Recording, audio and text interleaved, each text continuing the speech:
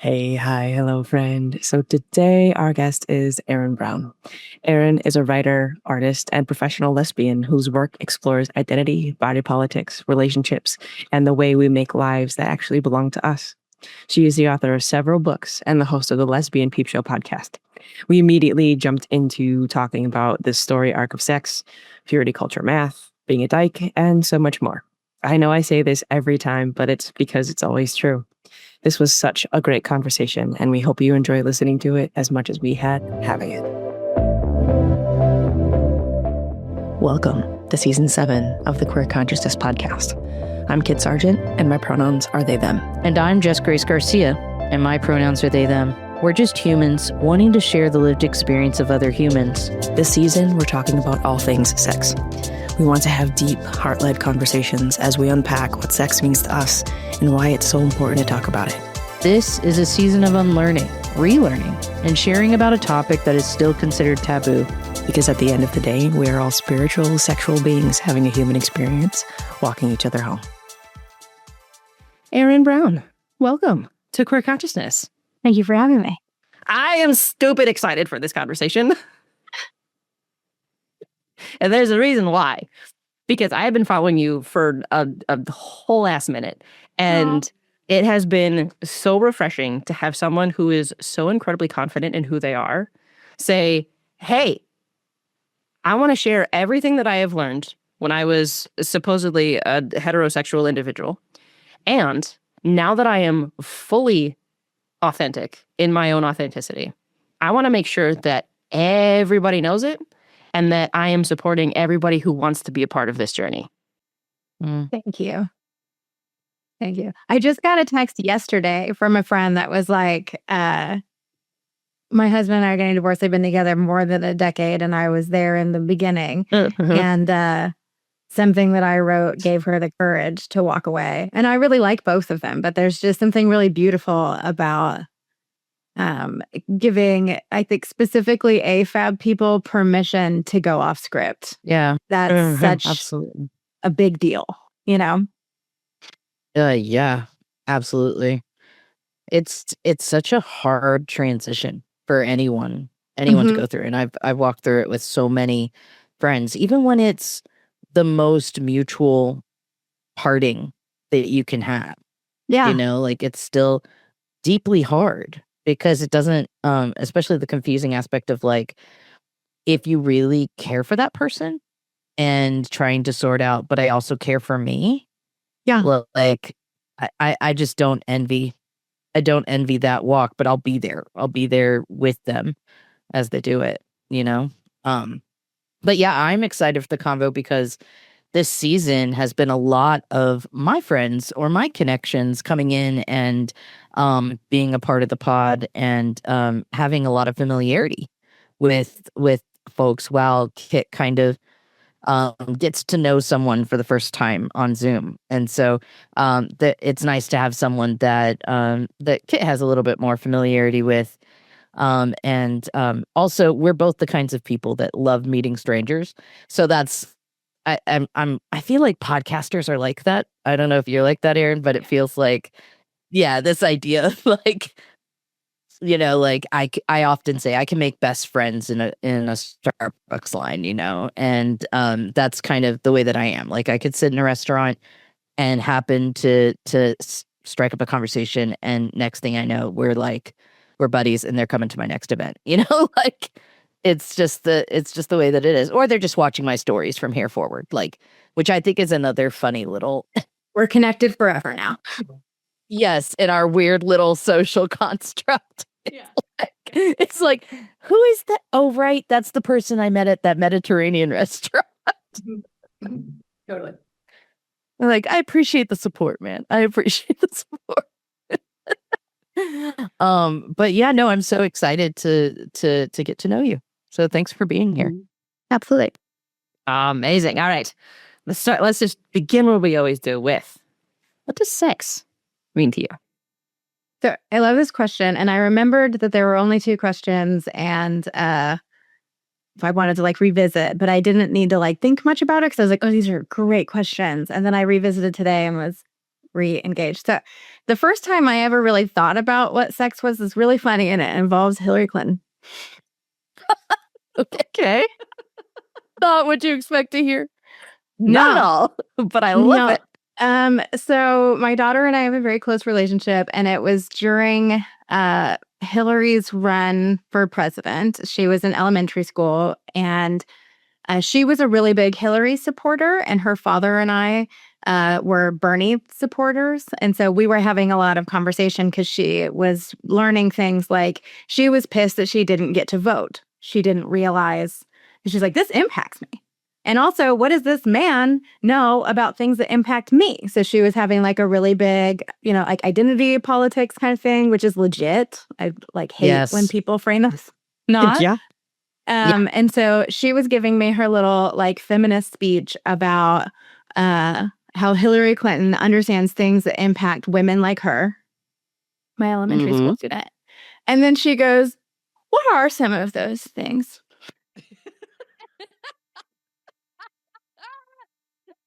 And I was like, that is such a little kid response, though. And it's like, I have opinions.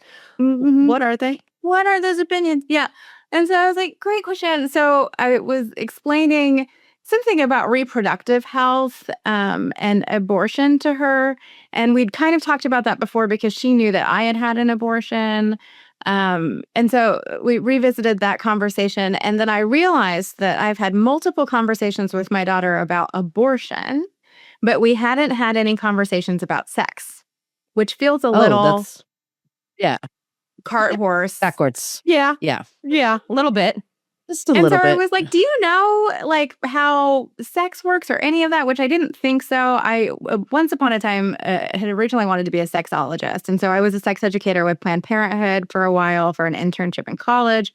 I didn't end up pursuing that, but I always had an interest, probably just needed to just go be gay. But I was interested in why people were having the sex they were having. And so I knew a lot about educating kids about sex. And the main thing is you answer as many questions as honestly as is necessary to satisfy their curiosity. And we just hadn't really gotten far in her curiosity yet. And we hadn't met that point in elementary school where kids were talking about it. And so I was like, okay, so I think I actually have to bring this up. And then I realized in that moment that what I was going to explain to her was conception and not sex. And that I had never really even thought about this because I was raised heterosexually. And there was not really any point at which anyone stopped and gave any other explanation or even explained sex. I got that P and V happens and that you should not do that because you don't want to be a hoe or have babies or get diseases, right? And so that was kind of the whole thing. And that's not what I wanted to share with her, but it was in that moment that I realized that I was going to offer her a heterosexual lens that I didn't want to. And so what I ended up saying that I think I pretty much stand by is that it's a variety of ways that people smash their bodies together because it feels good. Yeah. I mean, for a little kid definition. And I love that. I also kind of love that as an adult. Well, I do too. But my problem is now, because of the conversation that we were having before we started recording about rugby. I'm just like, how many people have I been intimate with that I didn't even realize? Well, because it's tough. Because if you want to give one definition, like the stuff that stands out to me has like a spiritual component, right? But like not if you're just fucking, right? Yeah. So like not always. So that was like sort of my best. And then behind that came like the most important thing is that everybody has to want to do what they're doing and everybody needs to be having a good time. So that was my intro. And what I love about that. Go ahead. I was just going to say what I love about that is that it includes the option of more than two people. As a first definition. Sorry. Didn't mean to cut you off, but I love that. Yeah, I'm always trying to think about everybody's deal. And I think that we did a good job raising her too, because my brief history is that I was married to her father. We got a divorce. Upon the divorce, not inside the marriage, I was like, oh, you're gay. It was like once I let go of the pressure of maintaining my family unit, which was like what my whole world was. All of this identity development that I had been like just not really in flooded me. So I didn't come out and get a divorce. I got a divorce and it was immediately like dip me in honey and throw me to the lesbians. So my daughter, I didn't like come out to her because what we had talked about sexuality, she didn't have any assumptions about who I would date after, you know? So when I started dating, I let her know about the people I was dating, and there was no surprise or realization or whatever, because she knew that that was a thing, that was a possibility in the realm of things that people do when they're dating. And I think that's kind of awesome. That is good. That is awesome. Full stop. I was like, that is lovely. That was my response. That is lovely. Truly. Yeah. But the thing that I think is really fun about that shift in understanding. So the reason P&V was meaningful to me growing up, besides this is indoctrination, was it was determined like my value, both like people wanting to pee into my V. And also not doing too much of that so as not to be like used up. And so it was about like being worthy of being picked and also not being used up. And so it's just like all this like purity culture stuff.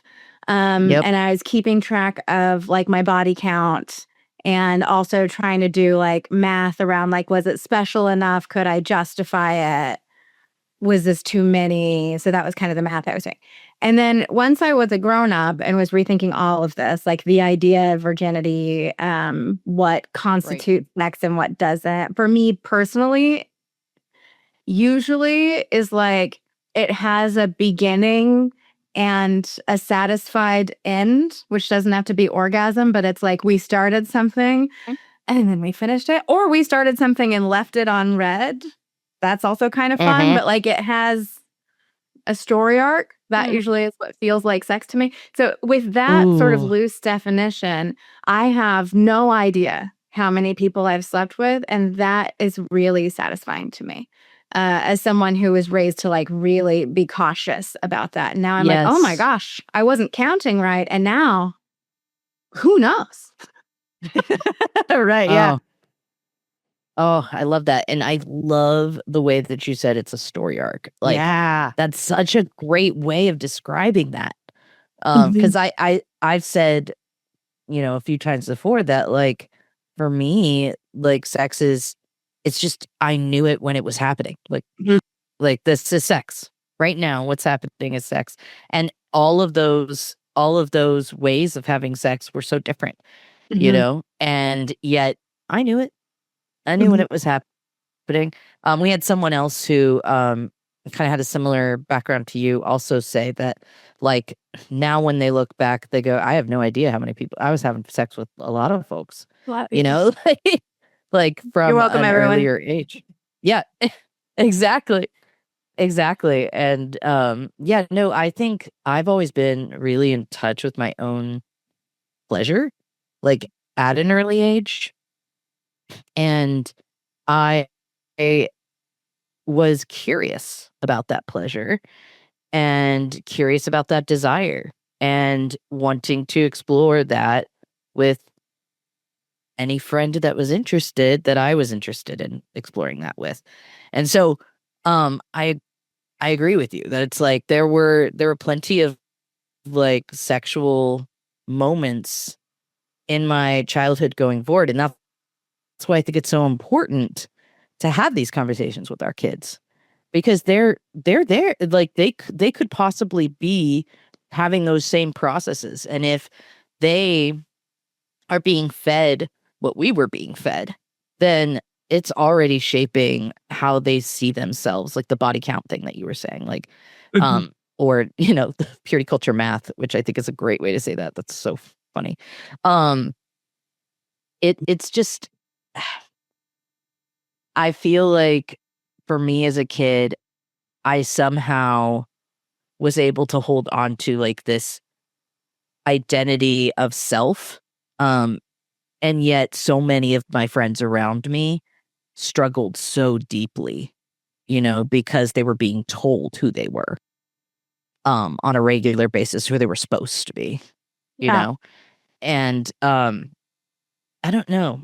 I don't think there's like a way to clip end that statement. I just think it's the way that it was, um, and it's hard. It's hard to know that. I do know that at a very early age, when an adult around me realized that I was queer, that there was a queer desire happening, and then I went to my mom to like cry and explain that this thing had happened with this girl next door. I remember in that moment realizing that I could only crush on boys. I was encouraged to tell stories about the crushes I had on boys. I mean, like, my mom had, like, they would pose me to like kiss the boy next door, like when I was like 2 or 3. You know what I mean? So it's like that was always acceptable, but doing the same thing with the girls around me was suddenly not acceptable. And I think I was maybe 5 or 6 when I realized, like, oh, there's one that's acceptable and one that's not. And from when I can remember, I've always had a crush on a boy or a girl at the same time, because why not? Yeah. And they were different. The crushes were different, but they were still they were still like, I want to be around you. I want to hang out with you.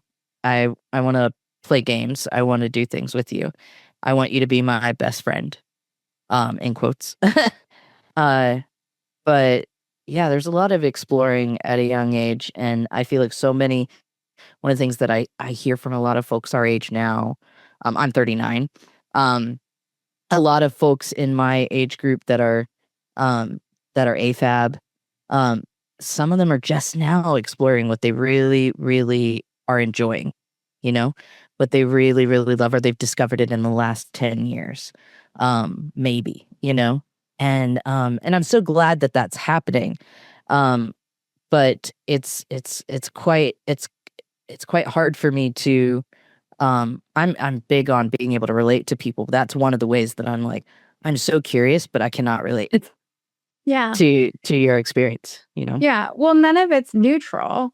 Like having a crush on a boy versus having a crush on a girl. The context for both of those things are really deep. It's beyond like heteronormativity and raising everyone to be straight, but also AFAB people are assigned with keeping their bodies pure by way of avoiding violence.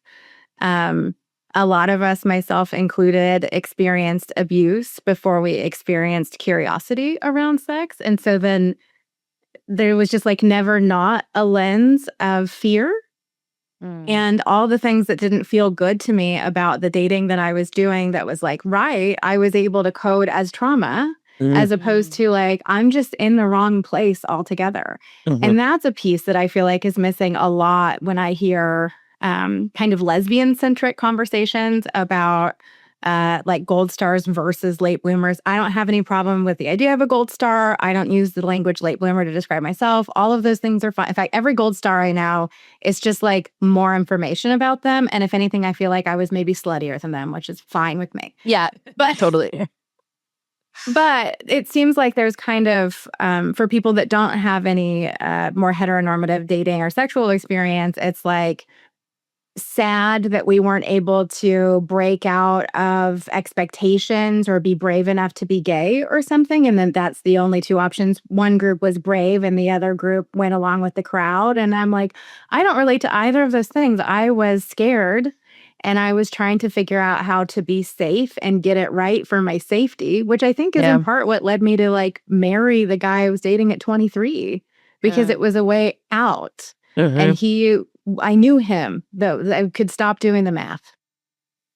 Yeah. Yes. That was always my math was, is this my question? Almost always was, is this someone who I can be best friends with and build a home with and won't mind having sex with? Which is a hard, shitty question. Yeah. You know? Won't mind is awful. Yeah, absolutely. Because the confusing thing for me was that I wasn't desiring sex with men. It was like the one difference. It was like I can, and I now realize as a genderqueer, non-binary human that there was a lot of doobie-doo energy going on. I don't know if I want to do you or be you or both. And I think if I had been able to wrap my head around, that's a quote from my wife Erica. She developed this in college, and now everyone says it, and it's really great. But this concept of like, if I had been able to wrap my head around the concept of be you, I think I could have been able to understand so many of my crushes, that were men, because of that confusing component, But yeah, it wasn't, it was like, even if I was sexually attracted to a guy, I wasn't attracted to them in any other way. And that was confusing too, because I was demi and didn't understand that. Like, it was like, yeah, you might be hot, but like, I don't want to hang out with you. So then that was the question of, oh, well, if I can find a best guy friend who I'm willing to have sex with and want to spend my life with and build a home with, then I guess that's the path I have to take if I want to be the worship leader of this big church, if I want to like keep going on this path, But thank God I really had no resilience when it came to that. Like, that was never going to, I did not have the endurance or the capability to do that. So at like 17, when I fell in love with a girl for the first time, and then 21 when I fell in love again, I just went, okay, I've got to go on a journey of discovering myself and just figure this out. And then eventually it was, God, this is joy for me, and I don't think that you don't want joy for me. So I'm gonna walk this path for a little bit, and hopefully you'll tell me if it's the right one or not. Did you find that you were preoccupied with the idea of partnering? I mean, like, because you're already doing this, like, here's the math. I just saw yesterday a reel where this woman was talking about, she asked her husband a question that was like the last straw for her, and it was what he imagined marriage would be like, and he named all the benefits he would get from it and nothing about what his wife would be like or companionship or. Oh. And so it was just like, it was a status, right? Like, we have a house, we have a 3-car Yes. garage, we have like kids around, whatever. So that feels like for AMAB people, that it's a status symbol and it's something you eventually get to. And also you can eventually get there because you can be old and get yourself a young wife still fine. There's plenty of scripts for that. True. But for me, I was like super preoccupied because there was something about it that felt really unattainable to me. Like that, like I wouldn't be wanted, I wouldn't be picked. I don't relate to this story. And so I was really fearful through my 20s, but like even in elementary school, that like, this is the story I'm meant to have and it's not going to work for me. Yeah, I definitely didn't think I would get picked, and primarily because I was a chubby kid. I am a chubby kid, and my message that I was getting from my mom, who was a curvy and beautiful woman, absolutely beautiful woman, was that weight mattered more than anything else. And so body image was probably what I dealt with the most in relation to identity and sexual identity, if I'm being honest. Well, I'm kind of having like, it's not a breakthrough moment, but it's definitely a different lens that I'm thinking of this through. But yeah, she, it was Jenny Craig or Weight Watchers all the time. And then I think, I can't remember how young I was when she started bringing me to the meetings and putting me on the scales. And this was like, oh, I'm being involved with something with my mom. This is fun, But eventually I realized that I was being criticized for what my body looked like. And so I think I was like, I think I was like 19 or 20. It was in my early 20s that I put up a boundary and said, Mom, you're not allowed to talk to me about weight anymore. We're not doing this. We're not talking about that. But I remember she used to say to me all the time, in reference to anything boy related, like, oh, is so and so, he's never gonna ever hear this. She's like, is Jeff gonna be interested in like, if don't you want to lose a few pounds? Like, he's coming back from basic training in like, a couple months, and it's like, Jeff was already interested before he left. I'm pretty sure he's gonna be just fine. My and like, that was how I pushed back, but did my internal voice actually say that? No, the internal voice was struggling. The internal voice was like, yeah, is anyone ever going to be interested? Maybe mom's right, So that's where I was worried, like, will I ever be able to do this? Be picked. Yeah. And Same, when actually. I went to 3 weight loss centers before high school as the client, not with my mother. So that was, and all of that's so heavy, and I was supposed to in there be like, what if I'm a lesbian? I was like, I'm ruined. I'm horrible. Yep. There's a script. I don't know if I can do it. I'm going to do my best because I'm supposed to be good above all. Like, it just was a lot. And even though, like you said, I was able to push back against it, I have always been very liberal, mostly by the gift of geography, like, this is where I was born. My thought process is beyond my conditioning. But what I was saying and what I was doing, I feel like we're like 2 generations behind acting our values. Yes. Yeah, see, I had the opposite of that. Mainly because every time anybody would ask me about a boy, I would just kind of look at them and go, ew. So were you tomboy coded? Were you a Always. late bloomer? What was your... I've been a tomboy my entire life. Like, one of my like very distinct memories was when I was a kid, and I still am not sure exactly why or when this happened, but for the majority of my life, we never used air conditioning in our house. And I don't know why. My parents have an air conditioner and they've had it. I don't even remember when we got it, but I do distinctly remember getting it when we were younger. We just never used it unless it was like stupid hot.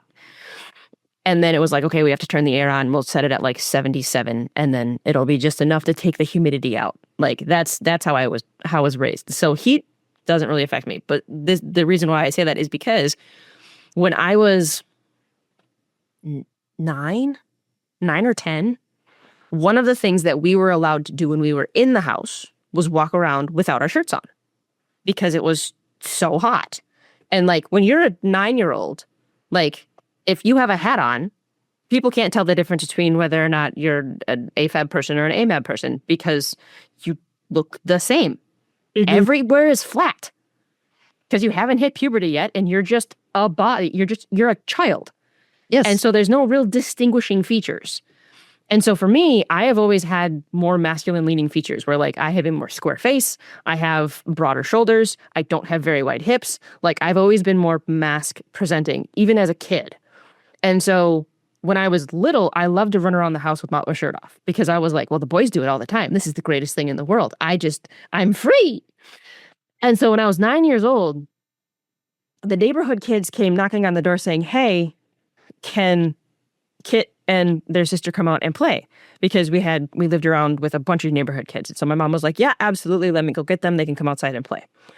I forgot that I did not have a shirt on because I had been shirtless all day. I was just running around the house being a normal 9-year-old kid without my shirt on all day. So at like 2:30 in the afternoon, when we get a knock on the door saying, hey, can we come outside and play? I immediately run outside without my shirt on. And I get halfway down the block. Oh my goodness. I am literally out of my house, down the driveway, down the block, and I'm halfway down the block before I realize I don't have a shirt on. And I'm like, ah! And so I, of course, immediately just do one of those like things and I just go running back to the house because, of course, conditioned.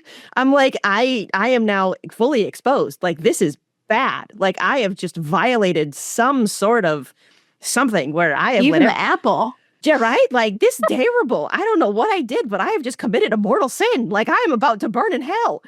And so I come flying back into the house and I was like, Mom, where's my shirt? Where's my shirt? My mom's like, what are you screaming about? Because I'm like, of course, 9 years old, panicking because I just ran outside without a shirt on. So I'm not actually speaking words. I'm just, sounds are coming out of my mouth. The only one that my mom can distinguish is mom. And then she looks at me and she's like, you don't have a shirt on. And I'm like, ow. And so she throws me a shirt and it's like, don't you ever go outside without a shirt on ever again. You're gonna, like, the boys are gonna be so, like, and I'm just like, okay, whatever. I have a shirt on. I can go play. Like, I don't care at this point. Yeah, but it burned into your memory. Burned into my memory. And that is a core memory that I have. And ever since then, it has always been one of the things that has pissed me off the most, where men can walk outside without a shirt on, but women cannot. And I'm like, I don't want to see those hairy things. I want to see those.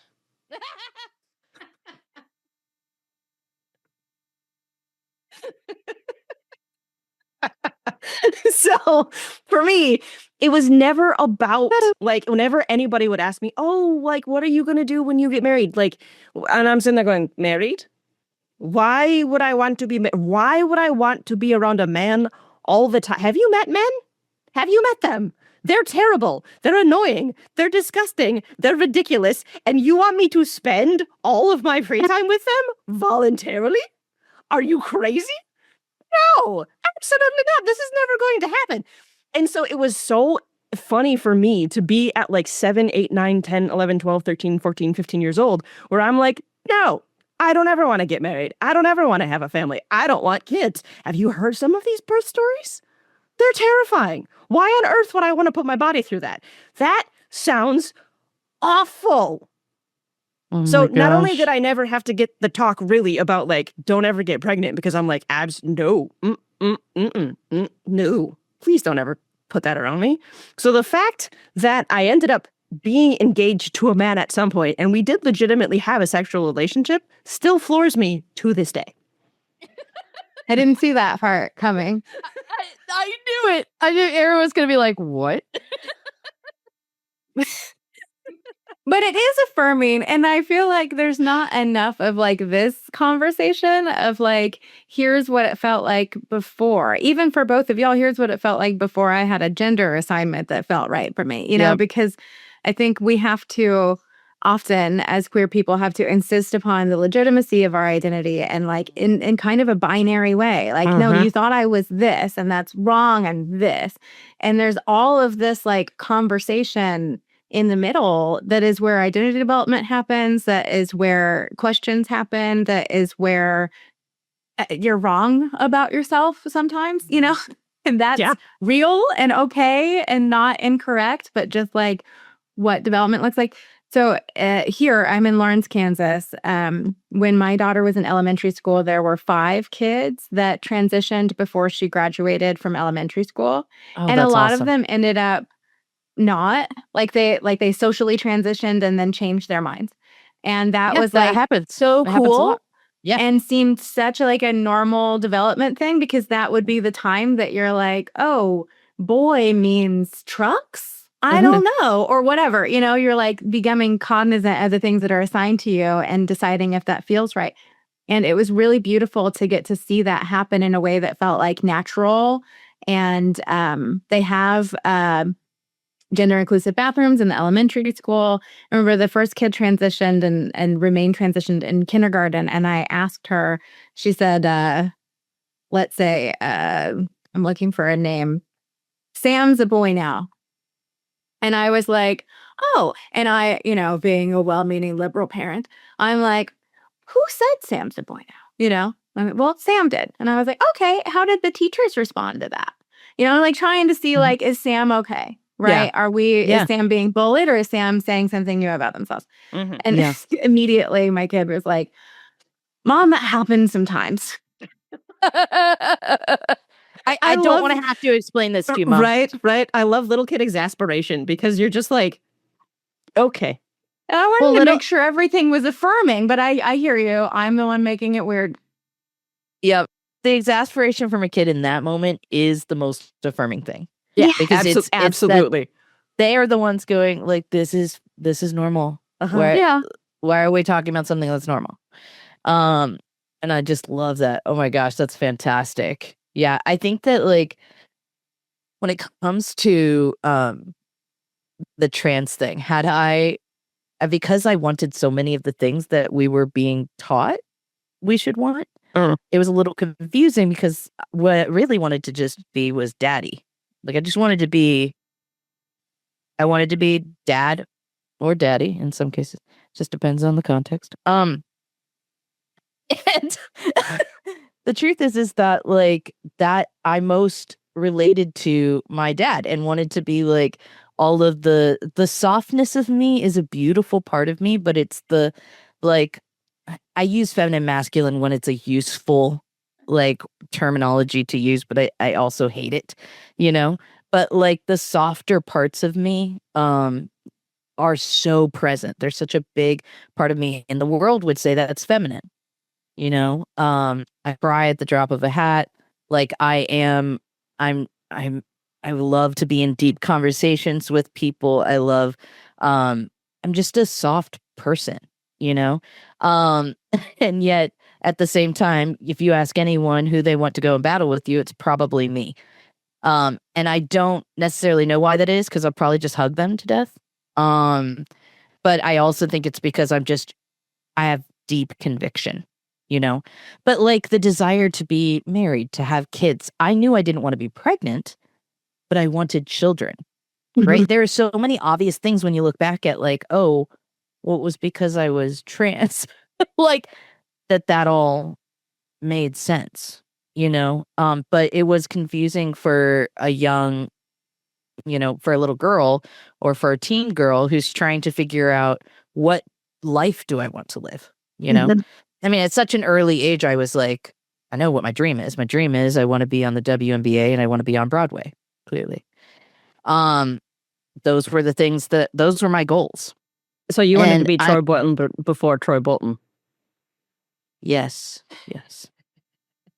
And I knew it was possible. I mean, in my mind, I was like, this is possible. And in some ways, when I look back, I'm super proud of myself because I basically did the core of what, you know, 12-year-old Jess who had that dream wanted, right? I did basketball all the way through college and I am in the music industry and have, you know, sung professionally like quite a bit. So like that is Jess accomplished it. And I got married before the age of 30. For some reason, that was important to me. I think that was also the purity culture. And also my parents got married at 30, whereas everyone else was getting the message that they just needed to get married as early as possible. And almost all of those friends are divorced. The ones that got married at 23, like you, Erin. Like, it's like, wow, you're still a baby. What are we doing right now? Like, your brain isn't even developed. Like, what are we doing? It's because they want children to have children so that we can repopulate the earth. Well, and it's also because people want to have sex and they're being taught the only way they can have sex is if they're married, you know, in those spaces. But yeah, if I had been like your kids' friends in elementary school and been affirmed as instead of just being called a tomboy by my grandma and forced Barbies down my throat and always being put in a dress that I ended up, you know, ruining by the end of Sunday. If I had just been allowed to be me a bit more, you know, and then had a parent like you, Erin, who said, who maybe would have asked the right question. Like, I don't think I ever would have wanted to be a boy. I just wanted to be me. I just wanted to be Jess. And maybe that would have allowed me the option to know that maybe I can be dad. Maybe I can be. And that could have opened up so much. But instead, that gender figuring out and how it was related to a lot of my sexual desires, a lot of the way that I saw my body, a lot of the way that I wanted people to see my body or not see my body, was explained through my gender identity. And I didn't get to figure that out until like 33. Yeah.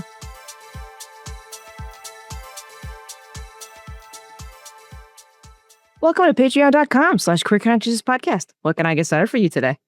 Hey, are there any specials? Specials? Yeah, we have a bunch of specials. What are you looking for, something in particular, or do you want me to just list them off for you and you could pick? Yeah. Can you list them off? Sure, absolutely. So our first special for this particular month is the community support. It's a wonderful tier that is the base of Kit's blogs. With every post and every conversation that we have, Kit posts a conversation, basically all of their internal thoughts that they didn't get to say during the conversation. You can definitely taste that a little bit, as well as a Patreon only exclusive chat that we have with all of the guests. It's absolutely a beautiful finish when it comes to that particular drink. That sounds pretty good for being so cheap. Yeah, I don't know. Okay, I want to hear the rest though. I want to hear the rest of the specials. absolutely, totally makes sense. Got to get all the info first. After the community support, we have the producer, and that is it's very rich, and it pays Jess for all of their hard work, and it's one of our absolute best flavors because it's the thing that everyone just keeps coming back to because it's just so solid. I like the sound of that.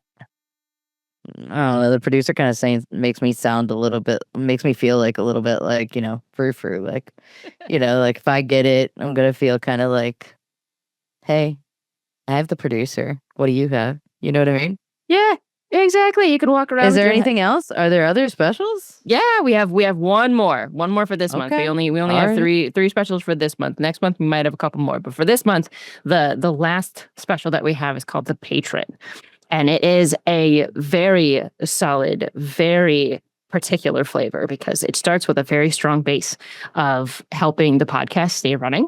And then after that, you can have hints, you can taste hints of being able to pay Jess a salary, as well as being able to support the queer community with a really, really, really beautiful finish of having the ability to sit in on a conversation with Jess and Kit.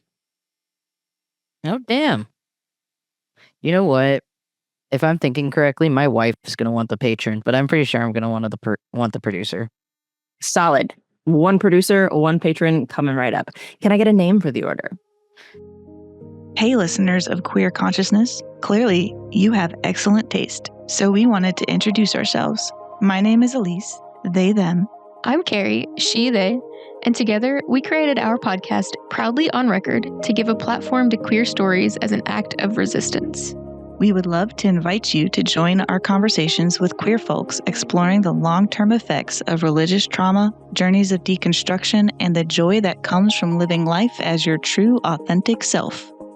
Lately, we've spoken with conversion therapy survivors, explored the sapphic drag queen scene, asked ex-Mormons how they survived without caffeine, and interrogated mental health experts on why. Just why?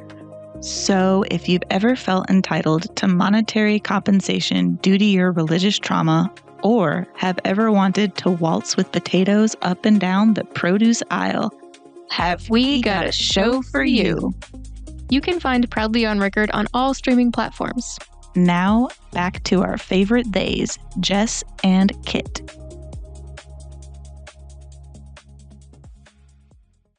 I was mean. I was a mean lady, and so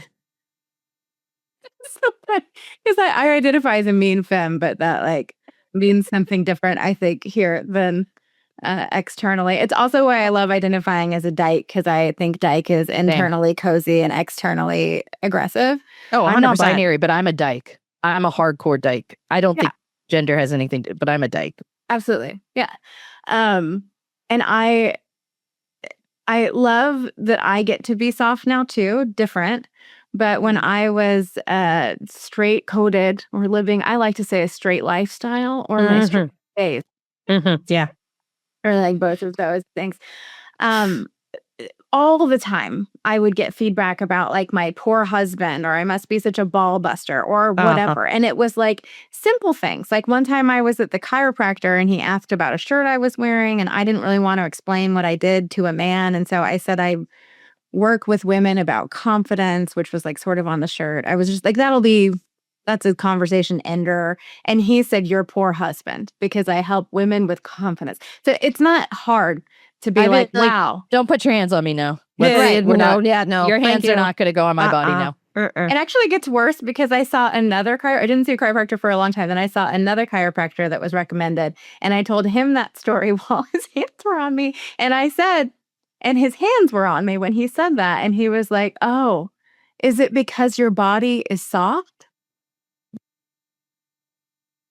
No, sir. These are the moments where I go, Your why consent has been removed. These are- Consent has been removed. it's so bad, like so much. These are the times where I go, why are men? Right. So I just I think that the things that pissed men off the most about me is that I listen to them, which is interesting because if a man's talking to me, I listen and I'm considering what they're saying and then I'll respond or clarify or whatever instead of just being like a yes bobblehead doll as soon as they approach. And I think that feels really aggressive that I'm listening. It feels respectful to me. But anyway, I was like a ball buster, hard to deal with. I can't believe your husband handles you type of woman. And I related to those women on screen. Right now, I see a lot of those women as being really lesbian coded, but that was not what we were told at the time. So I was just like, I'm that kind of straight lady. And now that I am pretty much all of my time is spent with dyke, so much so that when I'm in a really straight situation, it's super confusing. And I have to be like, it's weird. And so I'm so much softer. And there's never has anyone said anything about if my wife could handle me or I must be hard for her. I get to be sweet. I see videos of me with my friends. I get high. I like to smoke weed, but I used to not do that in public because I would not feel, it's legal in Missouri, I would not feel comfortable. And I feel so comfortable with my friends and so taken care of that I can just be giggly. It's crazy because I have the space to be soft instead of just a woman who's self-assured and doesn't walk around like a question mark who's read as evil and hard for men. Yeah. Rough. Yeah. And even in my hetero stage, I'm a cookie baker. I'm such a homemaker. I love getting the house ready for my wife to come home. She travels for work a lot. She works music festivals. I'm very domestic, which to your point really made sense for me. That prescription felt good, but I didn't want it assigned to me. I didn't want it policed and I didn't want it enforced. But without those things, with appreciation and some leniency for me to be an actual person, I love being a homemaker. Yeah. Yeah. Okay. Here's a story that I've never told Jess. So this is brand new information for everybody. So my college boyfriend, he was a year older than me, and so when he was graduating, the gift that his parents gave him for his college graduation was to take him on a cruise. We had been dating for 2 months at that point, and the cruise was in the middle of the summer after he had already graduated. So he graduated in May. The cruise was in July. And so we had only been dating for 2 months, mind you. And he's like, hey, my parents want to take me on a cruise for my graduation gift because I've always wanted to go on one. And I'm like, that's great. I love that for you. Go on a cruise with your parents. That sounds brilliant. And he goes, and I want you to come with me. And I was like, right. Because being stuck on a boat in the middle of the ocean, halfway around the world with a guy I barely know and his parents seems like a great idea.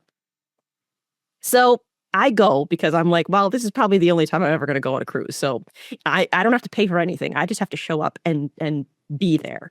So I was like, all right, well, it's a free cruise. How can you say no to a free cruise? So we go. And we have our own cabin, and his parents have their own cabin.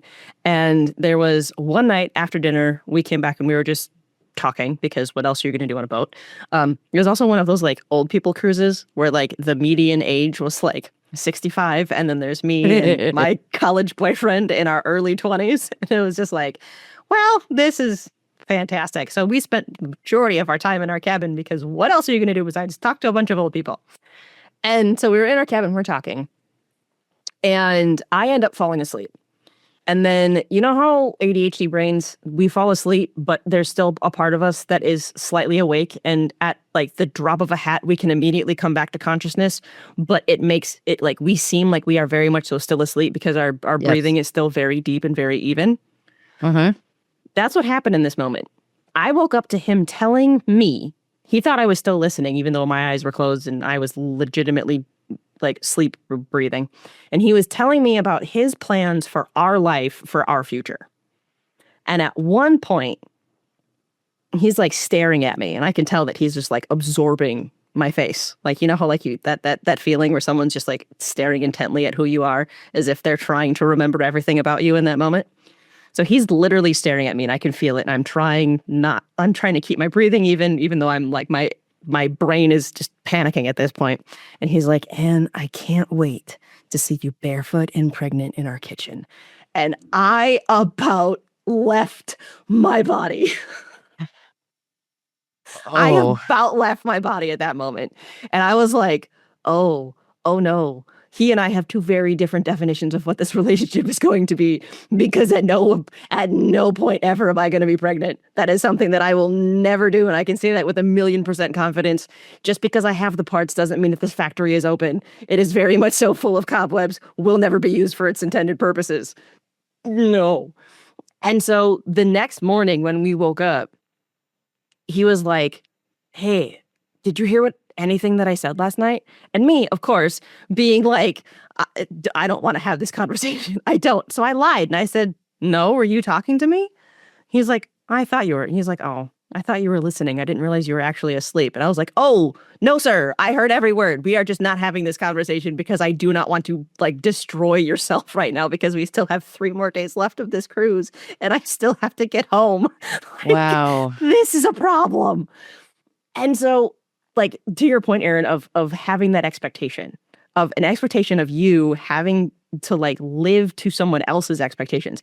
That was his expectation of our relationship. And at no point up until this moment had we even ventured into that phase where it was like, we never talked that far into the future. We never talked about like this being a possible marriage relationship. Like when we were on the cruise, we had only been dating for 6 months. And I'm like, oh, I have to bail. I cannot do this. And so basically, as soon as we got back, it was 2 weeks later, I broke up with him, because I'm like, I can't do this. Like, you have an entirely different expectation of this relationship than I do. And I can't be that version of you. Like, I can't be this version that you expect me to be. I know you're ace, but can you relate to him now? Like, in being in relationships with someone who you actually want to be with. Yeah. You can relate to that now, right? Because in my mind, I'm relating to him. Mm-hmm. Oh, yeah. So No, you're 100%. going like, 2 months, of course he was absorbing your face. Like, he's enthralled. Mhm. Like, he's in love. You know what I mean? Oh, He's yeah. thinking, like, at 2 months, of course. I've said, I love you. I can't wait to spend my life with you. I've said all these things. By 2 months, I'm also a dyke. Okay. But also, I think it's it's like a good, healthy, like, it could be a healthy relationship thing if you're on the same page. Right. You know, if you're both desiring that kind of partner for the future. And the thing is like, I wasn't.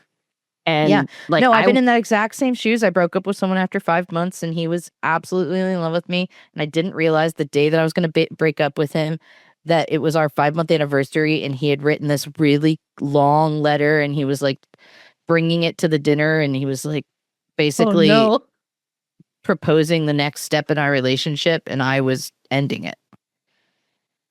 Ah, that was heartbreaking. That was we were on such different pages. Yep. That's hard. And it was after that, after breaking his heart, that I decided I'm never dating a man again. Like, that was my, like, I couldn't break another heart. I was like, I don't want to do this. Yeah. Like, just to figure out me, I'm going to break someone else's heart? Like, no. Like, that's unfair. I'd rather fool around with strangers than break someone's heart. At the risk of sounding misandrous, which I don't worry much about, I'm actually good with having dated so many men in my 20s, because I'm like, they probably deserved it. Whatever, whatever I did. was probably just like karma. Oh, know? I love you. I feel like that is we are now friends. That is fantastic. And I feel really glad that I wasn't I was fucking around with a lot of girls, women, age appropriate females. Yeah. I feel it.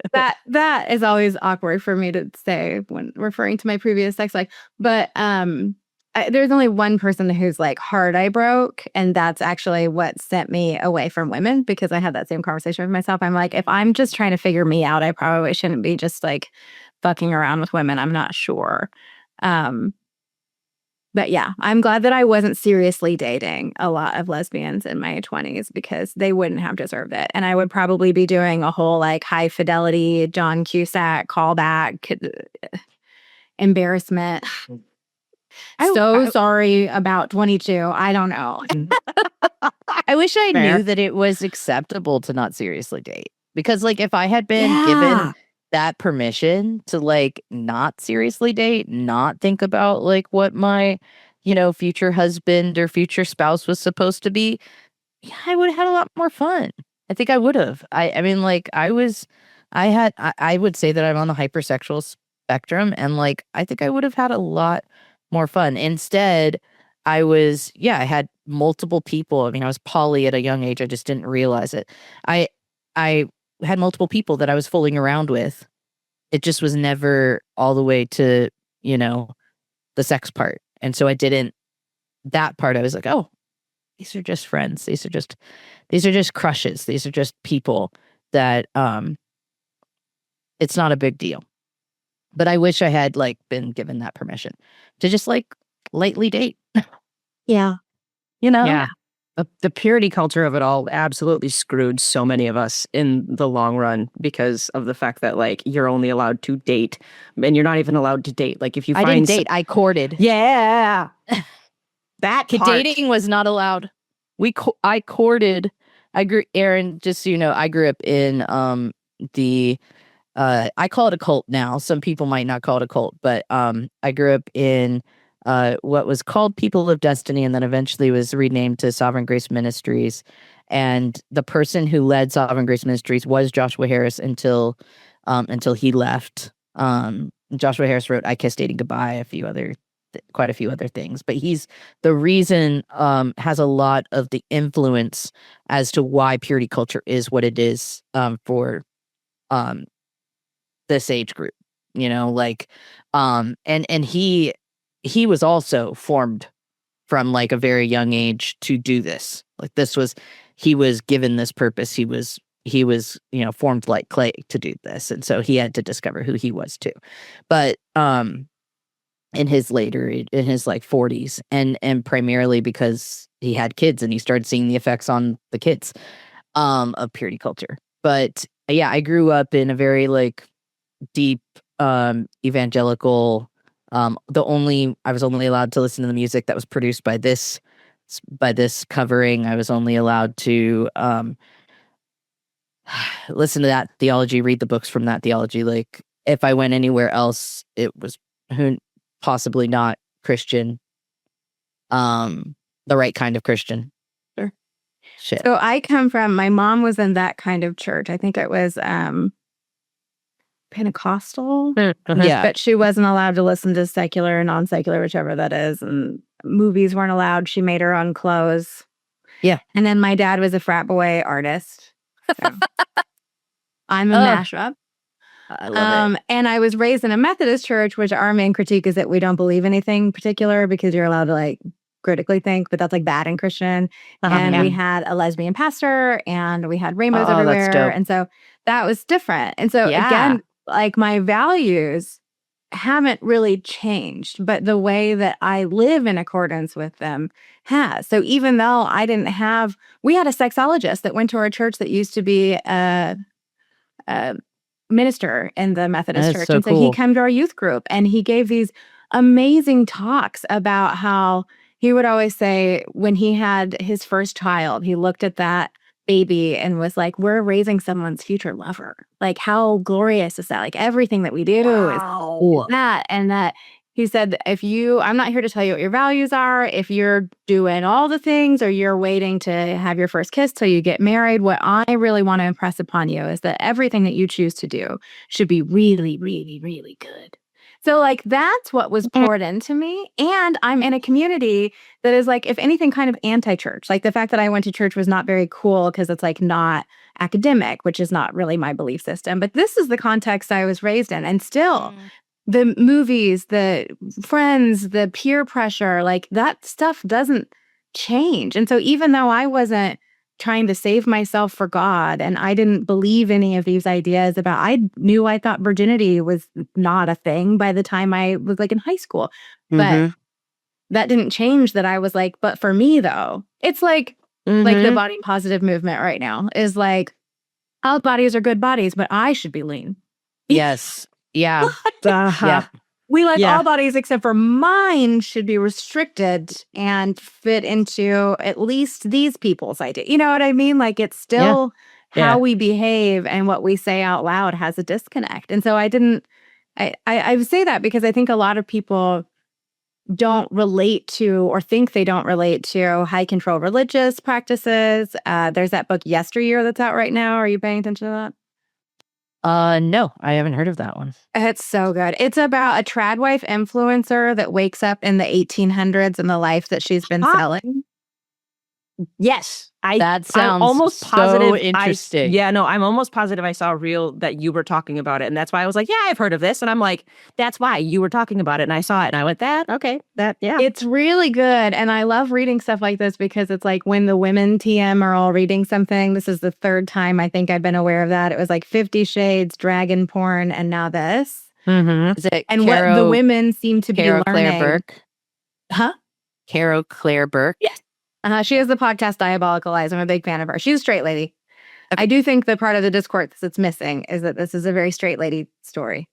Well, but it's about the performance of womanhood. And she's very direct about it, about why she's doing what she's doing. She also openly hates all of it, but she can't let on to that. Her narration is incredible. She describes a woman in the first chapter that she runs into that she went to high school with who has like a goth child. And she's like, she wishes she was me. I pity this existence is terrible. She's the type of woman who watches lesbian porn on low volume laying next to her husband. yes. Great book. But wow. The women are learning that like, oh, they're talking about us. Oh, this is me. Oh, I have these values. And this is kind of the basic stuff that queer people look at to be able to move on from it. And so a lot of straight women are having to look at this like very kind of extreme trad wife grifter and be like, oh no, is that me? And I think how this has to do with sex is that I was taught that my aesthetic would determine whether or not I was like have 100%. Sex with a bull. Yes. Which is crazy because men aren't allowed to work in morgues because of what they do to dead bodies. So like there isn't anything about aesthetic that will make a man not want to have sex with you. Really. This is like a huge myth that we're so scared of all the time, but whatever. So your aesthetic grants you approval for sex. And then the sex itself is a performance. And I think a lot of people who have not done any identity development around it do like a choose your fighter. So my fighter was like empowered slutty. Because I was like, I got red lettered in elementary school because I kissed somebody before other people. Nobody fact checks sluts. Like once you're a slut, you're a slut. Oh yeah. Yeah. Even when I people were getting on me for being prude because I was one of the last people to have P&B sex. I like held out on that one for a long time, but I was still a slut. So very confusing. Anyway, so because I was a slut in like 5th grade, then I just like chose, I'm in on it. I'm empowered. That's my fighter. And then all the things that I said about sex were like went along with that character. I think a lot of women in our age group, I'm 43, are quoting Samantha or Charlotte. Yeah.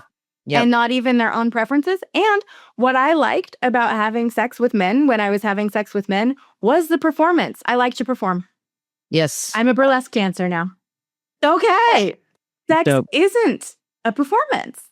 And so when I hear straight women talk about sex, they're usually talking about the parts of the performance that they like, the reaction they get, the approval. It makes their husbands nice to them. And then like the things they've been saying that haven't updated ever. What I would tell you, my favorite like specific parts of sex that I like today are different today than they were 3 months ago, thank God. And that's changing all the time because I'm like having sex that is a conversation and not a performance now.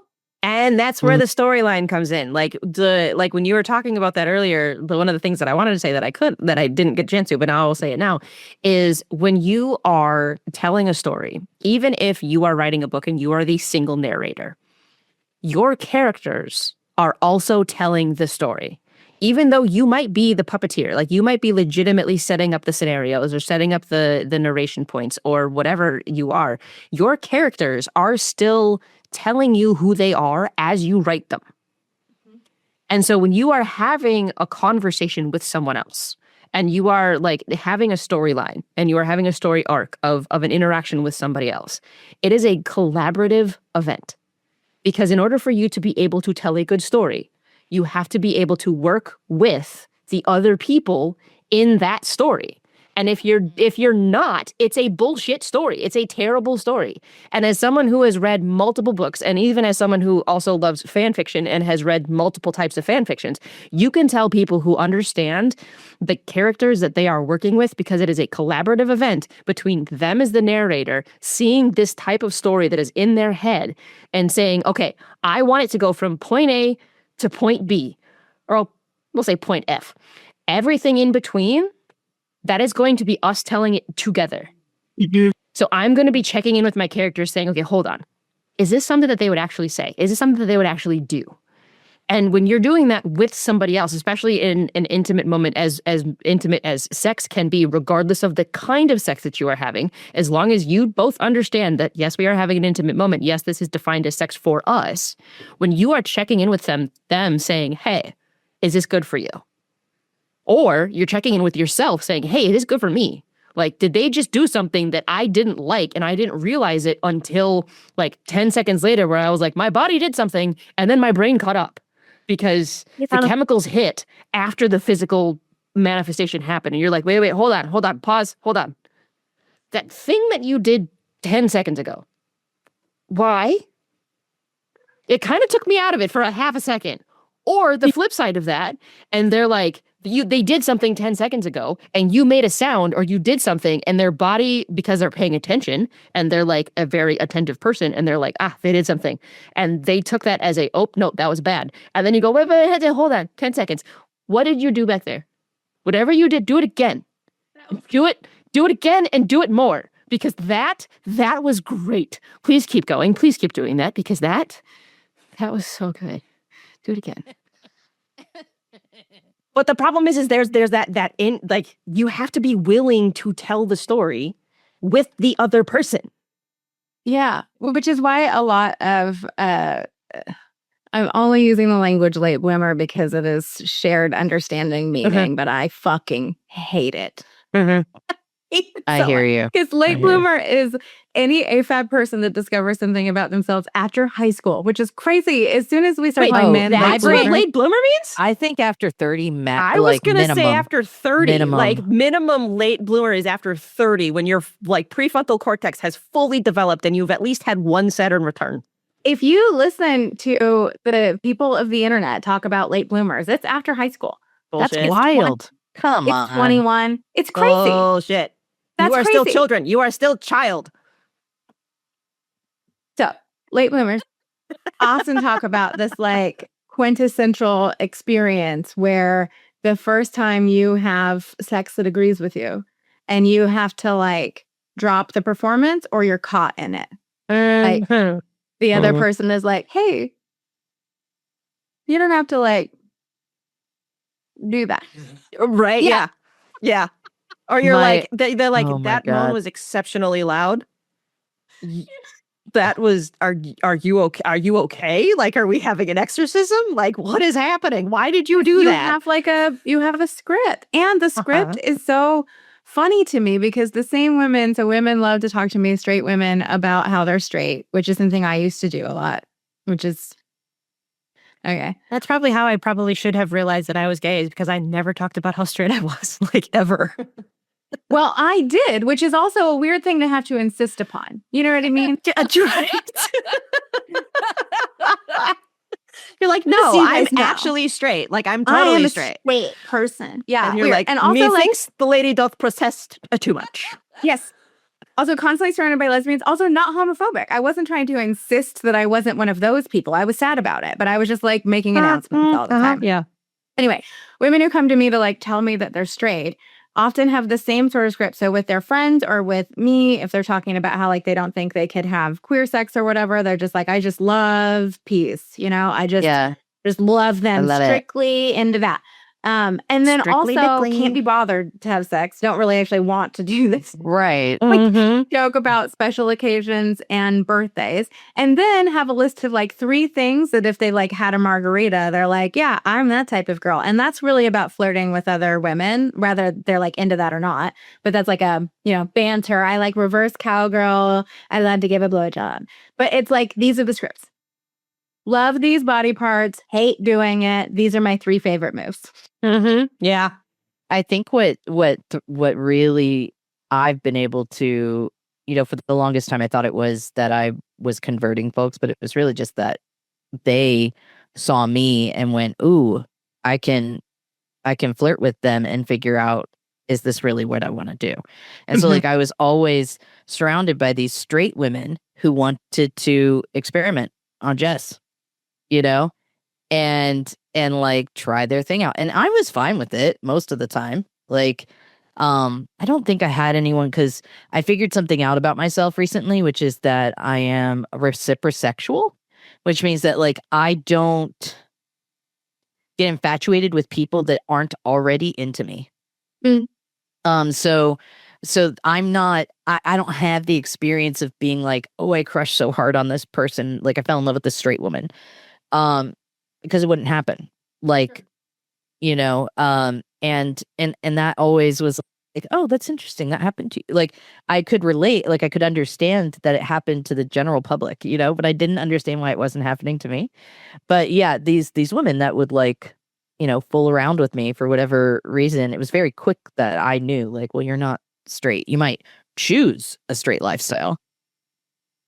That's one thing. Like my first girlfriend when we were 17, like, she ended up with a woman after she was with me for like a year. We stayed best friends, which we shouldn't have done.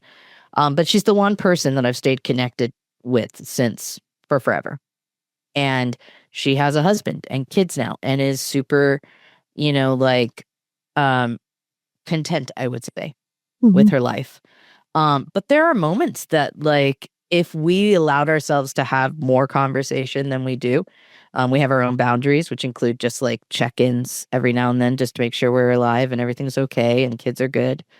But I do believe that like those would be the conversations, the ones that you're talking about would be the conversations we would be having, because we used to have that conversation when she started dating men, when she gave up on women.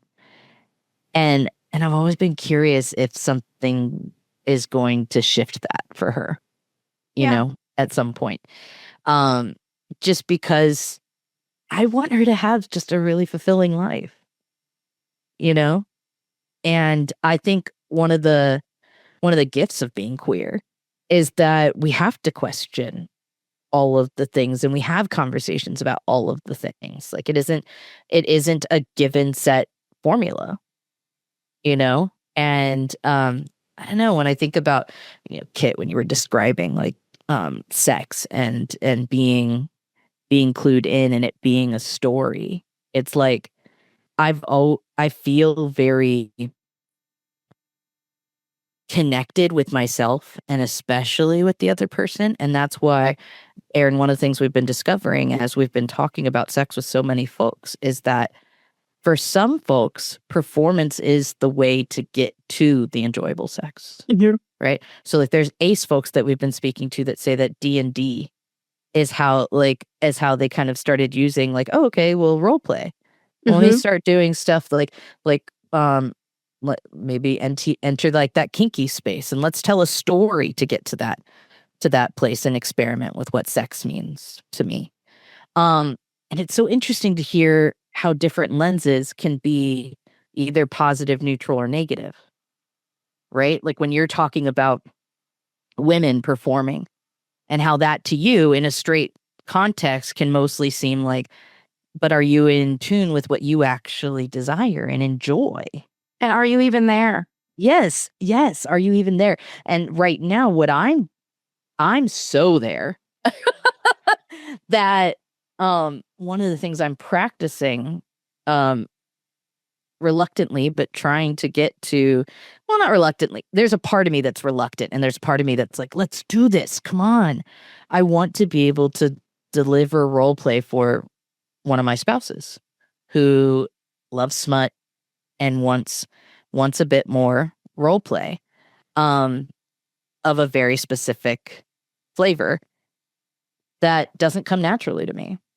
And I'm like, okay, how can I better my imagination and my role play skills and my performance skills to serve her?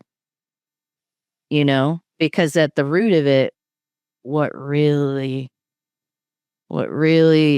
scratches that itch for me is doing something for my partner, like doing something that they love, all day. That'll get me off all day. I'm absolutely a worshiper. So I want to do this. I want to be able to do it. And I mean, to the point that I have said on many other episodes that, like, I'm okay with watching someone else do it to my wife and learning from example, because I am more of an example person. I'm not, I love to read, but I'm not a book learner. I'm a doer. Like, I got to do the thing a couple of times, get some practice in.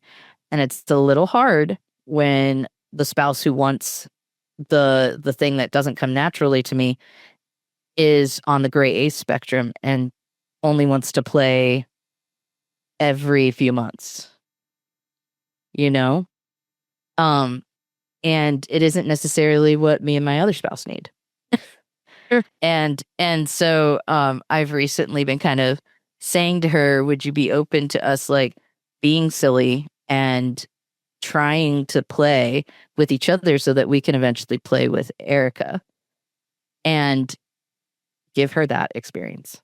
And so that to me is like, I mean, we're connected, and like, I love the description of story, because I feel like even if we have a little bit of a script, that would be great for me. I'm like, let's write the story a little bit in advance. Like, we don't have to write the story. Like, absolutely, I'm super adaptable. The stories could change, but like, it might be helpful to have a little bit of an idea of like what we're coming in to do. Yeah. I don't know. It's just got me thinking, which I love. I love when our conversations lead to a place that's like, I know that our listeners are going, oh, that's cool.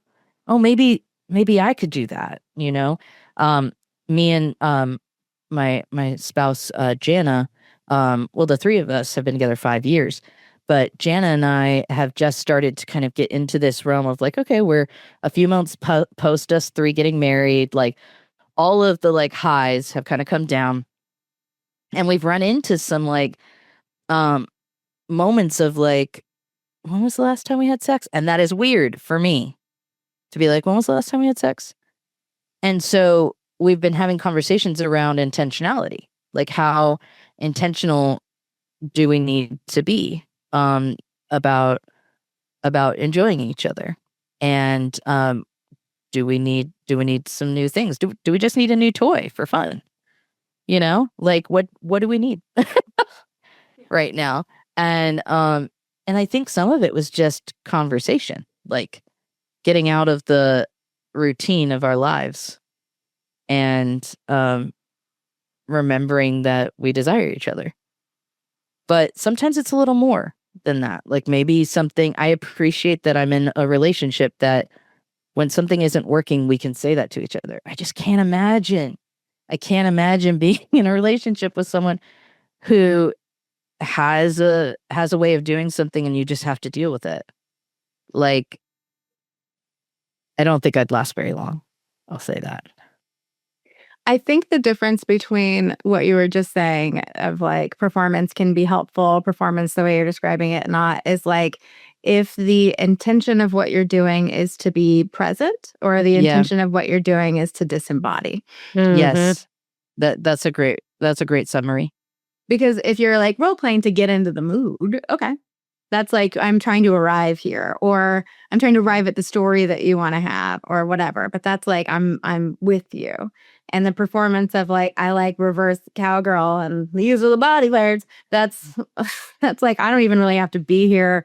I could send my avatar in. AI could write this. True. It's so true. Easy peasy. There's something else you said that I don't know, that was just all so gay. Because of the amount of like possibility in it and like coloring outside the lines is all what's so fun about being here. I used to think that it was going to be like a lifelong struggle for me to work through my say regular amount of sexual trauma that I have and be like feel safe and comfortable with anyone because I have historically had a real struggle being present in any kind of sexual connotation. I can do it, but the eggs and then I bring out the bells and whistles, whatever. And I've been through many iterations of like couples therapy and my own therapy, even single and all this shit to get through it. And all it took, I did a lot of things that were probably helpful, but the thing that like made it fine is my wife one day, we were in the kitchen and we hadn't been dating that long and I was cooking something for her. And I don't remember exactly what happened, but I can be a little jumpy if I'm touched and I didn't see it coming. Yeah. And I usually just let people know that as a courtesy in general. And she did something to me. I think she like grabbed my sides or something and my body responded in a way that was not favorable. And I hate when that happens because if I'm like rejecting you and I don't mean to reject you, I also hate the feeling of being rejected and I don't like that I'm not in control of my body in those ways sometimes. And so I feel bad. That happened. I turn around. She's backing up. She has her hands in the air and she says, I am so sorry. You didn't like that. And I don't know if she'd done that before and forgot or what happened, but she was immediately apologetic and said that that she would earn my body's trust back. Aww. And I was like, that's all it took. You just noticed that I didn't like that and apologized and won't do it again. That's it. That's all it took. All these fucking men, we had to talk to so many therapists. And why doesn't she want to fuck me enough? And why is she jumpy when like all this shit. And all it took for me to feel really safe with anyone was for her to say, wow, I respect what just happened. And I won't do it again. Yeah. That's like a story I can really get into. Yeah. To me, you feel a lot like my wife in that way.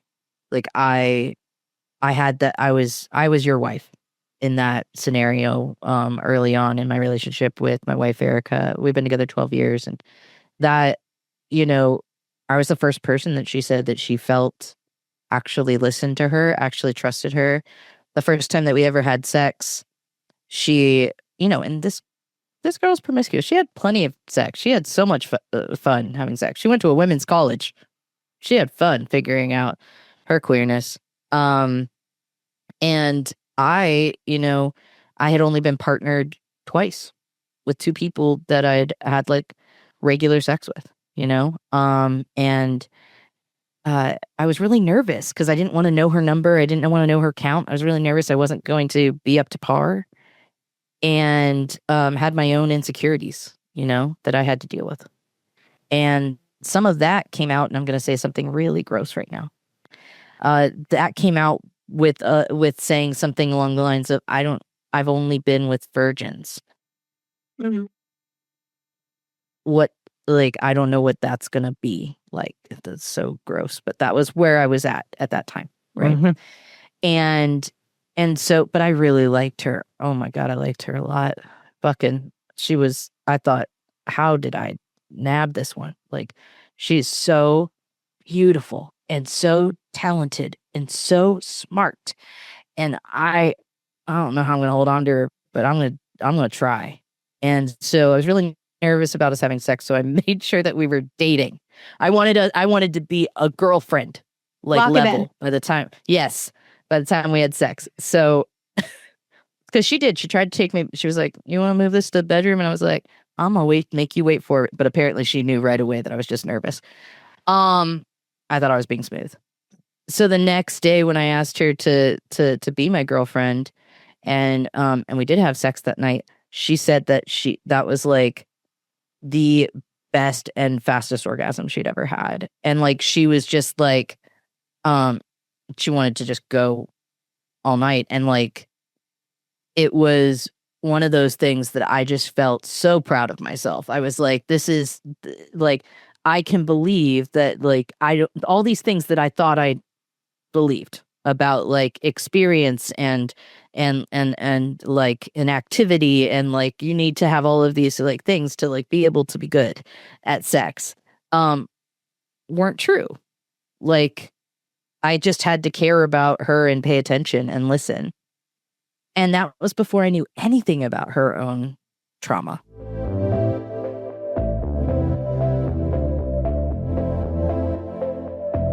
This podcast is hosted by me, Kit Sargent, co-hosted and produced by Jess Grace Garcia of Springwood Productions, and the theme music is by Brian Smith of Holy Holy Music Productions.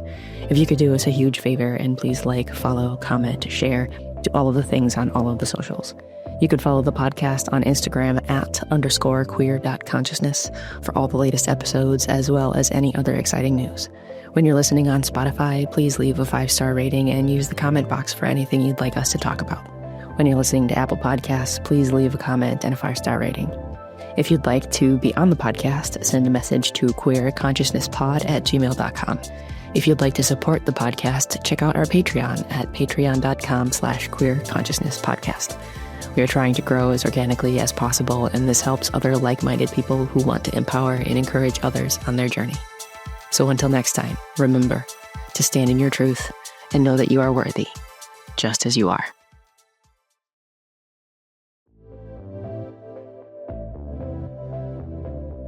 Hey friend, just wanted to take a quick second to remind you that if you or someone you know is struggling and don't know where to turn, the trained volunteers at the LGBT National Hotline are here to help. Because sometimes the strongest thing to do is to ask for help. The National Hotline phone number is 888-843-4564. And if you want to check out the other things that they have available for them to help you with, you can check out the lgbthotline.org in order to be able to see all of the services that they offer in order to help our community.